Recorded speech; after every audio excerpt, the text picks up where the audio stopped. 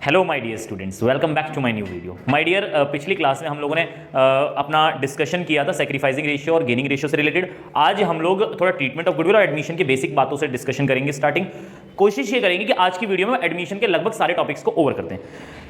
My dear, जैसे कि comment में भी आप लोगों ने कहा कि वीडियो इतनी लेट क्यों हो रही है, और मेरे स्टूडेंट्स ने भी कहा। बेसिकली क्या, अभी एग्जाम्स चल रहे हैं बोर्ड के, तो इस वजह से मुझे लगा शायद स्टूडेंट्स शायद वीडियो कम देख रहे होंगे। मुझे नहीं पता था कि आप वीडियोस के साथ अभी भी एडिक्ट हैं, लगे हुए हैं। अच्छी बात है, आप वीडियो को भी देख रहे हैं तो कोई दिक्कत नहीं है। मैंने इसीलिए वीडियो कंटिन्यू किया, और दूसरा कारण ये भी था कि थोड़ी सी तबियत खराब हो गई थी मेरी, इसकी वजह से मैं वीडियो कंटिन्यू नहीं कर पाया। उसके लिए मैं आप लोगों से माफी चाहता हूँ। ठीक है जी, तो कंटिन्यू करते हैं आज के टॉपिक से, एडमिशन से। माय डियर, एडमिशन का मतलब क्या होता है? हम एक नए पार्टनर का फर्म में एडमिशन करते हैं, फर्म के अंदर एंट्री करते हैं। तो my dear, admission mutual understanding से होता है। पहले आपको बताया मैंने, म्यूचुअल अंडरस्टैंडिंग से कैसे कि जो आपके ओल्ड पार्टनर्स होते हैं, जो एग्जिस्टिंग पार्टनर बिजनेस के अंदर पहले से होते हैं, पार्टनरशिप के अंदर पहले से ही होते हैं, तो वो जब सारे के सारे राजी होंगे, जब सारे तैयार होंगे, उसी के बाद एडमिशन हो सकता है। ऐसे एडमिशन नहीं होगा। ठीक है जी, तो एडमिशन जो होता है, एडमिशन होता है नए पार्टनर का किन किन कारणों की वजह से होता है? जब आपको बिजनेस में पैसों की जरूरत हो, पहली बात, जब आपको बिजनेस में पैसों की नीड होती है तब आप एडमिशन करेंगे। दूसरा कारण क्या हो सकता है? दूसरा कारण हो सकता है जिस बंदे का आप एडमिशन कर रहे हो उसके नाम की लोग कसमें खाते हो, इन द सेंस उसकी मार्केट में गुडविल बहुत अच्छी है, मार्केट में लोग उसे बहुत अच्छी तरीके से जानते हैं। तो आपको लगा कि यार अगर वो मेरे बिजनेस में पार्टनर बन गया तो मेरा बिजनेस अपने आप डेवलप कर जाएगा, मेरा बिजनेस उसको किसी का मतलब मोहताज होने की जरूरत नहीं है। वो क्या कर सकते हैं, आपने एडमिशन दिया और एडमिशन देती आपका बिजनेस दिन दुगनी रात चौगनी तरक्की करने लगा। तो ये भी एक कारण होता है। और कई बार दोनों जरूरतें होती है, मतलब फंड्स की भी जरूरत होती है हमें, और साथ ही साथ ऐसे बंदे की भी जरूरत होती है जिसकी गुडविल मार्केट में अच्छी है। ठीक है जी, तो इसी की बात कही गई है क्या, when the firm is in need of more capital, जब पैसों की जरूरत होती है, या फिर partner with better managerial skill, उसकी गुडविल अच्छी है, साथ साथ में मैनेजरियल स्किल का मतलब होता है कि बिजनेस को अच्छे से मैनेज कर सकता है। अब एक बंदा होता है, जैसे मैं हूं, मेरा खुद का कोचिंग है यूनिवर्सल स्टडी पॉइंट, मैं पढ़ाता हूं, मेरे पास स्टूडेंट्स आते हैं मेरी टीचिंग स्किल्स की वजह से, लेकिन मैं कोचिंग को मैनेज नहीं कर पाता। मैनेज इन द सेंस, कौन सा बैच मेरे यूनिवर्सल में सारी क्लासेस चलती हैं, तो आपके साइंस, कॉमर्स, छोटे बच्चों की क्लासेस भी होती हैं, ग्रेजुएशन की भी क्लासेस होती हैं, चाहे बीएससी बीकॉम हो, चाहे आपकी कॉम्पिटिशन की क्लासेस हो, इन सभी की क्लासेस चलती हैं, लेकिन मैंने मैनेज नहीं कर पाता।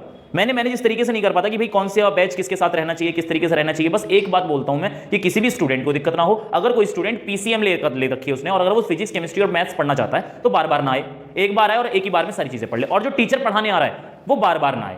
वो एक बार में, अगर मान लो वो 3 बजे आया है या 2 बजे आया है, तो 5 बजे तक 3 बैच है, तो 5 बजे तक उसके पूरे बैचेस निपटा दो। मतलब लगातार 1-1 घंटे के बैचेस लगा के उसके बैचेस निपटाओ, परेशान ना करो। तो उसमें क्या होता है कि मेरे कोचिंग में कुछ स्टाफ है हमारे, मतलब जो टीचर्स हैं, अच्छे टीचर्स हैं, तो वो इन जिम्मेदारियों को संभालते हैं और वो मुझसे अच्छे तरीके से मतलब उसको मैनेज कर लेते हैं। इसी को बोलते हैं मैनेजरियल स्किल। उनके अंदर मैनेजरियल स्किल्स हैं और मेरे अंदर टीचिंग स्किल्स हैं। तो माय डियर, यही एक छोटा सा पॉइंट आता है कि अगर किसी बंदे के अंदर मैनेजरियल स्किल्स ज्यादा अच्छी हैं, बिजनेस को मैनेज करने की स्किल्स ज्यादा अच्छी हैं, तो क्या होता है कि कोशिश की जाती है यार उसे पार्टनर बना लो। क्यों? क्योंकि यार पार्टनर बनाओगे तो पार्टनर में जरूरी नहीं है वो सैलरी ले, कई पार्टनर सैलरी लेते हैं, और ये अप्रोप्रिएशन होता है। आपको मैंने पहले की वीडियोस में बताया कि अप्रोप्रिएशन का मतलब होता है प्रॉफिट हो तो दे दो, नहीं है तो मत दो, जितना है उतना दे दो, कोई जबरदस्ती नहीं होती। लेकिन अगर मान लो किसी को आप जॉब पे रखते हो, मैनेजर को, तो आपको फिक्स पेमेंट देनी पड़ेगी कुछ पर्टिकुलर टाइम के लिए, तो ये बड़ा इशू है। तो इसी वजह से यहां पर थोड़ा सा डिस्कशन होता है कि अगर किसी की मैनेजरियल स्किल अच्छी है तो उसको भी पार्टनर बनाया जा सकता है, और फंड्स की जरूरत हो उसके लिए भी पार्टनर बनाया जा सकता है, या फिर दोनों, बोथ। समझ में आती बात? सैक्रिफाइसिंग रेशियो के बारे में पिछली वीडियो में डिस्कस कर ही चुके हैं। सैक्रिफाइसिंग रेशियो का फॉर्मूला होता है old ratio minus new ratio. Explanation की जरूरत इसमें है नहीं। अब हमारा अगला टॉपिक आता है ट्रीटमेंट ऑफ गुडविल, जो कि बहुत इंपॉर्टेंट है। माय ट्रीटमेंट हर चैप्टर में अलग अलग है। मैं एडमिशन की बात करूं, एडमिशन का अलग ट्रीटमेंट है, रिटायरमेंट का अलग ट्रीटमेंट है। ठीक है जी, तो ट्रीटमेंट के बारे में थोड़ा सा ध्यान रखिएगा। ट्रीटमेंट से पहले होता है वैल्यूएशन, गुडविल की कैलकुलेशन करना, जिसको मैंने पहले की वीडियोस में आपको बता दिया गुडविल की कैलकुलेशन कैसे होती है। हमारे 5 मेथड होते हैं टोटल। आपका एवरेज प्रॉफिट, जिसके 2 पार्ट होते हैं, सिंपल एवरेज और वेटेड एवरेज। इसके बाद आपका सुपर प्रॉफिट, इसके बाद कैपिटलाइजेशन, कैपिटलाइजेशन के अंदर भी आपका बाय एवरेज प्रॉफिट और बाय सुपर प्रॉफिट। आपके 5 मेथड है आपके सिलेबस में। आप 5 मेथड के हिसाब से गुडविल की वैल्यूएशन कर सकते हैं, गुडविल है कितने की। अब ये है ट्रीटमेंट कि आप अकाउंट के अंदर इसको डालने कैसे वाले हैं। तो माय डियर, अगर गुडविल कैश में आई है, क्वेश्चन ने साफ साफ दिया होगा कि गुडविल जो है वो कैश में आई है। अगर गुडविल कैश में है तो एंट्री बनाई cash account debit to goodwill, और goodwill account debit to old partners in sacrificing ratio, मतलब सैक्रिफाइसिंग पार्टनर्स में ही डिस्ट्रीब्यूट की जाती है। ठीक है जी। अब यहां पर क्या है, गुडविल कौन सी है भाई साहब? शेयर ऑफ गुडविल है, ये पूरी गुडविल नहीं है। इसे आप प्रीमियम भी लिख सकते हैं, शेयर ऑफ गुडविल भी लिख सकते हैं और प्रीमियम भी लिख सकते हैं, एक ही बात है। ठीक है, cash account debit to goodwill या शेयर ऑफ गुडविल, और share of goodwill account debit to A to B. ये कौन है? मैंने एज्यूम किया है कि ए और बी आपके पुराने पार्टनर हैं, ओल्ड पार्टनर है, और एक नया पार्टनर एडमिट हुआ सी, सी एक नया पार्टनर हुआ। तो अब नए पार्टनर्स टोटल कितने हो गए? ए, बी और सी। ठीक है जी, तो उसी हिसाब से आपको ये दोनों एंट्री तो हमेशा करनी है। क्या? अगर गुडविल कैश में आती है तो cash account debit to goodwill, goodwill account debit to old partner in sacrificing ratio. Sacrificing ratio आपको निकालना आता ही है। ठीक है जी। इसके बाद मैंने कहा था कि अगर goodwill withdrawn bye sacrificing partner, क्या होता है कि भाई गुडविल का पैसा क्या होता है, सेक्रीफाइसिंग पार्टनर्स का ही है। मैंने पिछली वीडियो में आपको बताया था कि जो ओल्ड पार्टनर होते हैं वो कुछ ना कुछ सेक्रीफाइस करते हैं तभी नया पार्टनर एडमिट होता है। तो जब कोई बंदा कुछ सेक्रीफाइस करे तो बदले में कुछ ना कुछ लेगा, तो गुडविल की अमाउंट जो आ रही है वो किसको मिल रही है, वो उन्हीं सेक्रीफाइसिंग पार्टनर्स को मिल रही है। अब वो डिसाइड करें कि वो उसको बिजनेस में रखना चाहते हैं या अपने साथ घर पे लेके जाना चाहते हैं। अगर माय डियर वो बिजनेस में रखना चाहते हैं तो आपको कुछ नहीं करना, वो जैसे आपने एंट्री पास करी है दोनों, ये बिजनेस में अपने आप सेटल डाउन हो गया। लेकिन अगर पार्टनर्स डिसाइड करते that we wants to withdraw the goodwill amount from the business या फ्रॉम द पार्टनरशिप फर्म, तो आपको एडिशनल एंट्री पास करनी पड़ेगी, old partner in sacrificing ratio, old partner in sacrificing ratio to cash account. भाई पैसा जा रहा है तो डेबिट व्हाट कम्स इन, ये आ रहा है डेबिट, और क्रेडिट व्हाट गोज आउट। समझ में आती है बात, ये इंपॉर्टेंट है, ये एंट्री भी इंपॉर्टेंट है और साथ साथ में ये वाली एंट्री भी इंपॉर्टेंट है। माय डियर आपको गुडविल या तो कैश में मिलेगी या अदर देन कैश मिलेगी। अगर क्वेश्चन में साफ साफ लिखा हुआ हो कि goodwill brought by new partner, तो अपने आप समझ जाइए कैश में ही लेकर आया होगा गुडविल। और अगर क्वेश्चन में नहीं बता रखा, क्वेश्चन में नहीं बता रखा, सिर्फ कहते गुडविल इज 20,000 रुपीज या share of goodwill is 20,000 rupees, तो आप अपने आप दिमाग में रखिए गुडविल कैश में नहीं आई, तो आपको ये वाली एंट्री पास करनी। कैसे अभी बताऊंगा सीक्वेंस में। अब हमारा दूसरा टॉपिक है goodwill is brought in kind. अगर काइंड में आइए, कैश में मतलब नकद रोकड़ा आया है, और काइंड का मतलब होता है कि कैश की जगह पर एसेट आ जाए। एसेट में आपके लैंड आ सकती है, बिल्डिंग आ सकती है, स्टॉक आ सकता है, फर्नीचर आ सकता है, कुछ भी आ सकता है। काइंड में आ रही है तो करना कुछ नहीं है, कैश की जगह सिर्फ उस पर्टिकुलर एसेट का नाम आ जाएगा। मान लीजिए फर्नीचर आया तो furniture account debit to share of goodwill, पहले cash account debit to share of goodwill कर रहे थे ना, अब सिर्फ उस जगह एसेट का नाम आया कैश, कैश भी आपकी एसेट ही है। मान लो लैंड आ गई तो land account debit to share of goodwill, तो वही मैंने लिखा asset account debit to share of goodwill. ठीक है जी। अब share of goodwill account debit to sacrificing partners, ठीक है जी। अब सेक्रीफाइसिंग पार्टनर्स में डिस्ट्रीब्यूट कर दें। अब एक पॉइंट आता है आपके सामने कि सेक्रीफाइसिंग रेशियो भी आपको निकालना पड़ेगा। भाई सेक्रीफाइसिंग रेशियो कैसे निकालें, तो माय डियर अगर आपको न्यू रेशियो दे रखा हो तो आप old ratio minus new ratio में से आप सेक्रीफाइसिंग रेशियो निकाल दें। लेकिन अगर आपको न्यू रेशियो नहीं दे रखा, ना ही न्यू रेशियो निकालने को इन्फॉर्मेशन दे रखी है, तो उस केस में ओल्ड रेशियो को ही आप सेक्रीफाइसिंग रेशियो मान लेना। ठीक है जी। ये एक नोट डाल के आप अपने क्वेश्चन को कंप्लीट कर सकते हो। अब इतना टाइम नहीं है कि मैं इसको डिटेल में डिस्कस करूं। डिटेल में डिस्कस करना है तो डिस्क्रिप्शन में आपको लिंक मिल जाएगा इस वीडियो, मतलब सबकी मैंने अलग अलग वीडियो बना रखी है, प्लेलिस्ट के अंदर प्रॉपर है। एडमिशन की तो लगभग 22-23 वीडियोज हैं, वो तो इतना डिटेल में है कि बस बाकी कुछ भी मैंने इतना डिटेल में नहीं कहा, इतना मैंने एडमिशन डिटेल में कराया, तो उसकी तो कोई प्रॉब्लम वाली बात ही नहीं है। 22 वीडियोस हैं, आप देख सकते हैं। मैं डिस्क्रिप्शन बॉक्स में उसका भी लिंक डाल दूंगा। ठीक है जी। तो ये तो आपकी गुडविल इन काइंड हो गया, ये भी हो गया। अब गुडविल नॉट ब्रॉट, जब गुडविल ना तो कैश में आ रही है और ना ही काइंड में आ रही है, तो उस केस में क्या करते हैं, उस केस में आप विदाउट रेजिंग गुडविल अकाउंट होता है या बाय रेजिंग गुडविल अकाउंट। भाई साहब अकाउंटिंग स्टैंडर्ड 26 इसको तो रिकमेंड करते हैं, हाँ यार ठीक है, लेकिन ये तरीका ठीक नहीं है। अकाउंटिंग स्टैंडर्ड 26 मना करता है, पर सीबीएसई इसको अलाउ करता है। जब सीबीएसई अलाउ कर रहा है तो भाई साहब हमारी मजबूरी है, करना पड़ेगा। सीबीएसई भी अलाउ करता है, आईसीएसई भी अलाउ कर रहा है और यूपी बोर्ड भी अलाउ करता है। सीए में अलाउड नहीं है, सीए में दिक्कत है। तो फिलहाल मैं सीए का नहीं पढ़ा रहा हूं, तो उस हिसाब से आप दिमाग में रखिएगा कि अगर क्वेश्चन में लिखा हुआ है goodwill not brought in cash या गुडविल वाज नॉट ब्रॉट, और आपको शेयर ऑफ गुडविल बता दिया गया है या पूरे फर्म की गुडविल बता दी गई है, पूरे फर्म की गुडविल बताइए, तो आप उस पर्टिकुलर पार्टनर जो नया पार्टनर है उसका शेयर निकालें। आपको बता रखा हो 1/4 के लिए आया, 1/3 के लिए आया, उससे आप क्या कर सकते हो, निकाल सकते हो गुडविल। और निकालने के बाद आप ये एंट्री पास करें, क्या, new partner account debit to sacrificing partner. अब न्यू पार्टनर कौन है मेरे एग्जांपल में, सी है, C debit to A to B, और ये सेक्रीफाइसिंग रेशियो, और ये तो आपको पता है शेयर ऑफ गुडविल। ठीक है जी। और अगर गुडविल अकाउंट ओपन हो रहा है, जब स्पेशली आपको दे रखा हो क्वेश्चन के अंदर that you are required to open goodwill account या new firm decided to raise the goodwill account and then write off, अगर ऐसा कुछ लिखा हुआ है तो उसका मतलब आपको ये एंट्री पास करनी है। ये पूरे फर्म की गुडविल, अभी तक हम शेयर ऑफ गुडविल ले रहे थे हर जगह, शेयर ऑफ गुडविल, यहां पर पूरे फर्म की गुडविल लेंगे।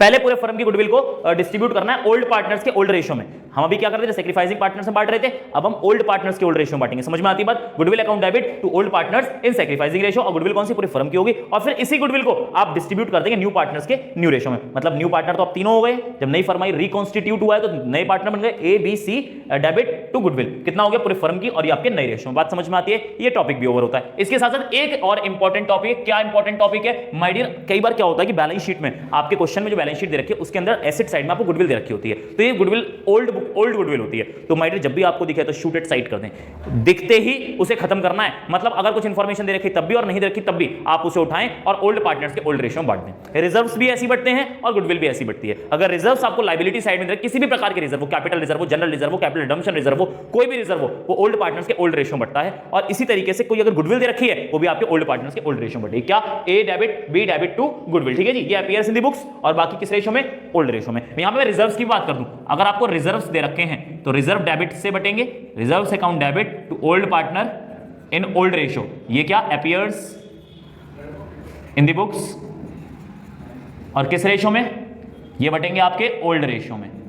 उम्मीद करता हूं ये बात भी आपको समझ में आ गई होगी। ये आपका रिजर्व्स का टॉपिक है। ठीक है, रिजर्व्स कोई से भी हो सकते हैं, आप फटाफट से नोट डाउन करें, मैं अगले टॉपिक को कराता हूं। चलिए जी, तो हमारे पास अब जो अगला टॉपिक है वो है हिडन गुडविल। हिडन गुडविल का मतलब होता है गुडविल जो आपकी बुक्स ऑफ अकाउंट्स में छिपी हुई है।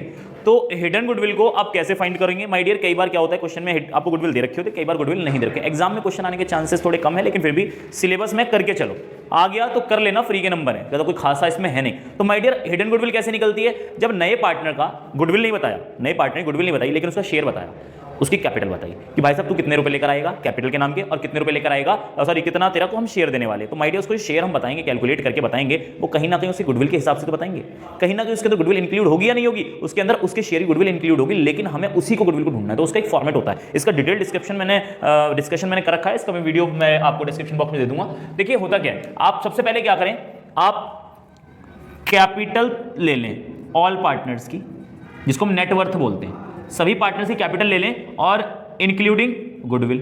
गुडविल इस तरीके से कैपिटल लें कि आपको तीनों पार्टनर की, मतलब अगर मैं कह रहा हूं दो नए पार्टनर है और एक नया, सॉरी दो पुराने पार्टनर और एक नया पार्टनर है, तो उस केस में क्या करेंगे, हमने तीनों पार्टनर ले लिए और उसके बाद साथ साथ में गुडविल भी उनकी इसके अंदर आ गई, गुडविल पूरे फर्म की, मतलब तीनों पार्टनर्स की गुडविल। अगर इस तरीके से हम कुछ कैलकुलेट कर पाए कि हमें कैपिटल मिल जाए पार्टनर सभी की और गुडविल भी उसके अंदर इंक्लूड हो, उसमें से आप कैपिटल घटा दो।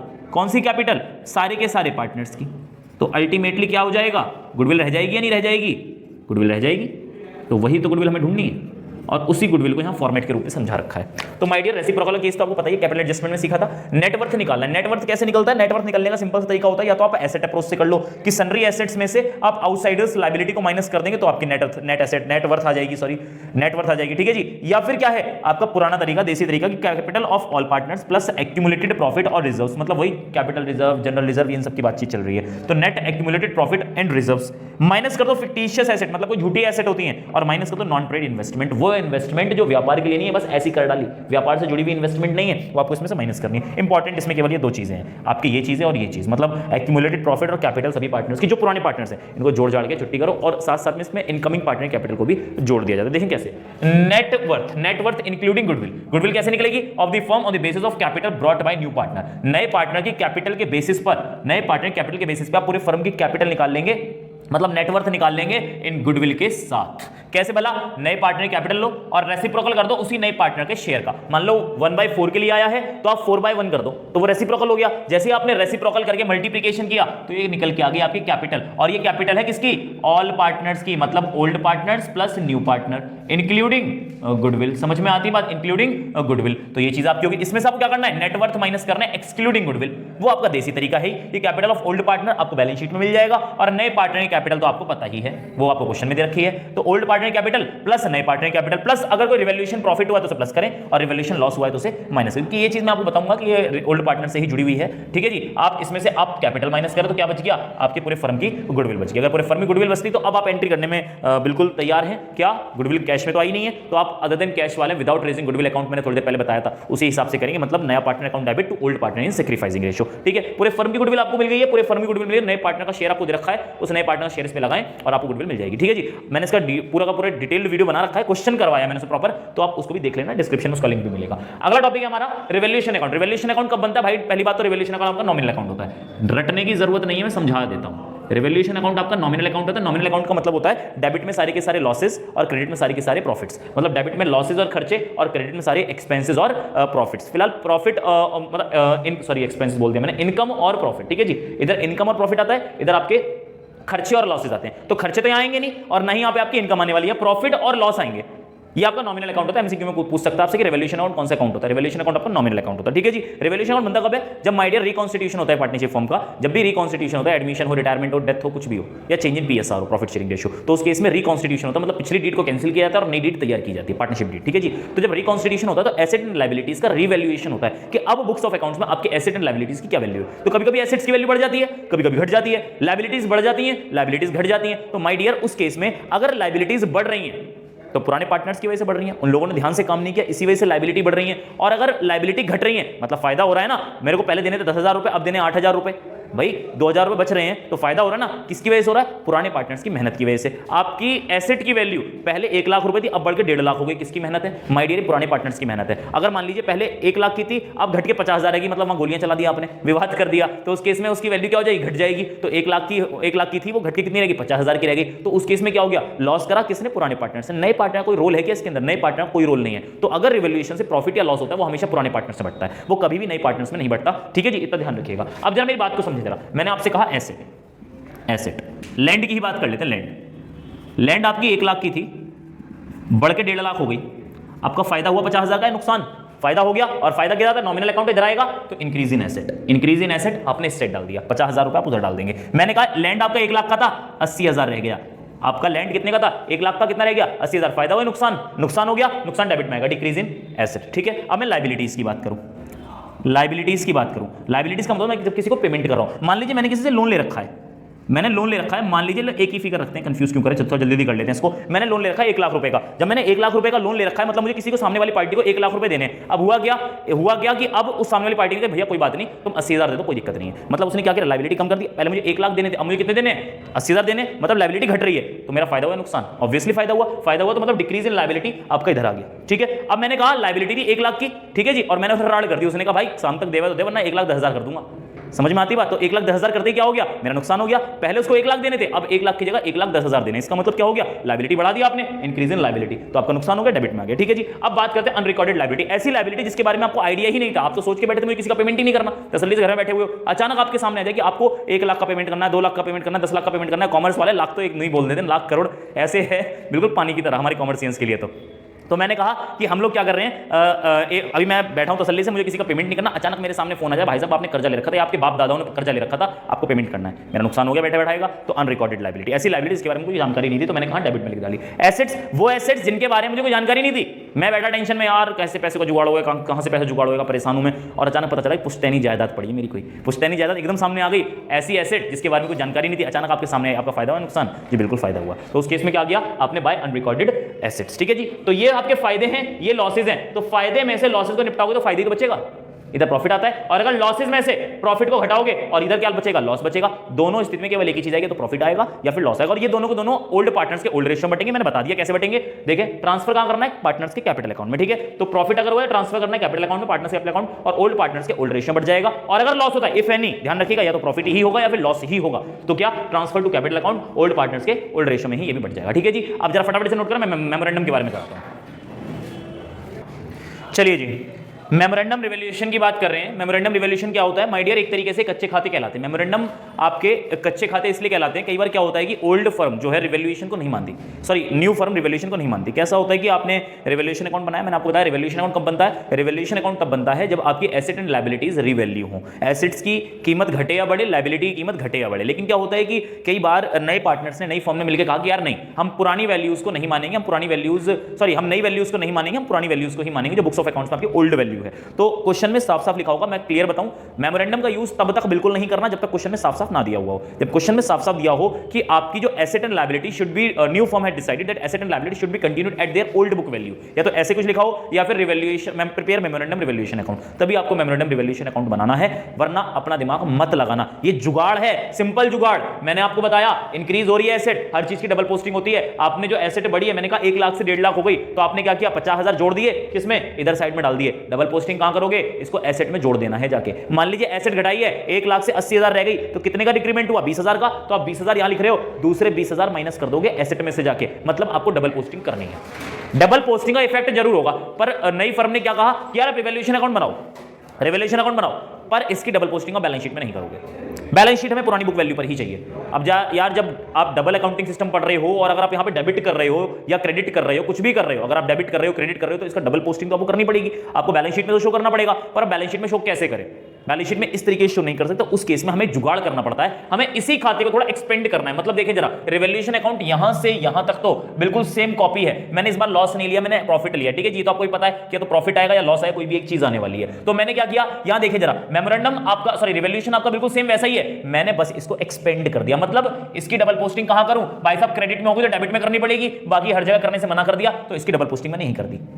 जुगाड़ एक तरीका सिंपल से बता रहा हूं, ये क्रेडिट में या डेबिट में लिख दिया। ये सारे आइटम्स मैंने उठाए और यहां एज इट इज कॉपी कर दिए, और ये सारे के सारे आइटम्स मैंने उठाए और यहां पे ऐसे कैसे ही कॉपी कर दिए, और कुछ नहीं किया जाता। और फिर यहां पर प्रॉफिट आया, भाई प्रॉफिट कब आया होगा, जब ये साइड ज्यादा थी, ये कम थी, तो प्रॉफिट आ गया। अब जब मैंने सारे के सारे कॉपी यहां कर दिए और ये सारे कॉपी मैंने यहां कर दिए, तो अल्टीमेटली जब ये ज्यादा था तो ये भी ज्यादा हो जाएगा, और जब ये ज्यादा है, सॉरी ये कम है तो ये भी कम हो जाएगा, ये ज्यादा है ये कम है तो अल्टीमेटली लॉस आ जाएगा। समझ में आती है बात? अगर आपके ऊपर वाले स्लैब में अगर प्रॉफिट है तो नीचे ऑटोमेटिकली लॉस आएगा, और अगर ऊपर लॉस है तो यहां पर प्रॉफिट आएगा। बस अब डिस्ट्रीब्यूशन की बात सुने, ऊपर वाला तो बताइए आपको, जो प्रॉफिट है ओल्ड पार्टनर्स के ओल्ड रेशियो में बट जाएगा, लेकिन ये वाला जो लॉस है ये नए पार्टनर्स के नए रेशियो में बटेगा। ये सिंपल सा जुगाड़ होता है और ये पार्टनर्स के कैपिटल अकाउंट में डिस्ट्रीब्यूट हो जाएगा। मेरे ख्याल से बात आपको समझ में आती है। इसके बाद का टॉपिक जो है, इसके बाद का टॉपिक आपका रिजर्व्स का था, जो मैंने आपको ऑलरेडी करा दिया है। उम्मीद करता हूं आपको वीडियो पसंद आया होगा। माय डियर, आज हम इतना ही करेंगे। कैपिटल एडजस्टमेंट रह गया है, वो मैं नेक्स्ट वीडियो में कराऊंगा, ठीक है जी। तो मिलते हैं नेक्स्ट वीडियो में। Thank you very much, have a nice day.